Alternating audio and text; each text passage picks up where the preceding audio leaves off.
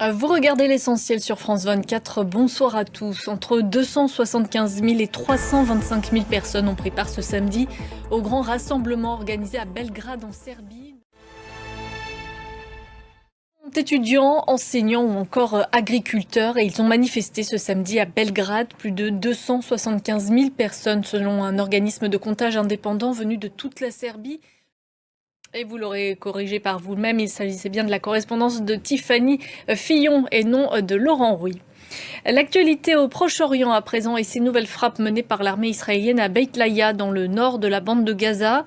Au moins 9 Palestiniens ont été tués, parmi lesquels plusieurs journalistes. Le Hamas dénonce une violation flagrante de l'accord de cessez-le-feu. David Gilbert. Et vous venez d'entendre le Premier ministre israélien Benjamin Netanyahou avait donc réuni ses ministres ce soir pour évoquer la suite des négociations. Eh bien, il a annoncé qu'Israël allait poursuivre les négociations indirectes avec le Hamas, notamment concernant la libération de 11 otages vivants et de la moitié des otages morts. C'est ce qui figure dans le détail de ces négociations à venir. En Syrie, c'était jour de commémoration. Pour la première fois depuis la chute de Bachar al-Assad, des Syriens sont descendus dans la rue pour marquer le 14e anniversaire du soulèvement de 2011.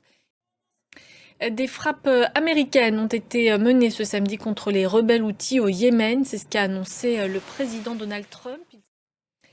Un nouveau sommet ce samedi pour parler de l'Ukraine, un sommet virtuel. Il a été organisé par le Premier ministre britannique Keir Starmer. Et les alliés de Kiev réfléchissent donc toujours à l'envoi d'une force internationale de maintien de la paix en Ukraine en cas de trêve. Mais pour l'instant, on est encore loin d'un cessez-le-feu, comme nous l'expliquait un peu plus tôt notre correspondant en Ukraine, Gulliver Krag. On termine avec un mot de sport et ce sacre pour la France au tournoi des 6 nations. Elle a battu l'Écosse 35-16. Et c'est la fin de ce journal. Merci de votre attention. L'information continue sur France 24.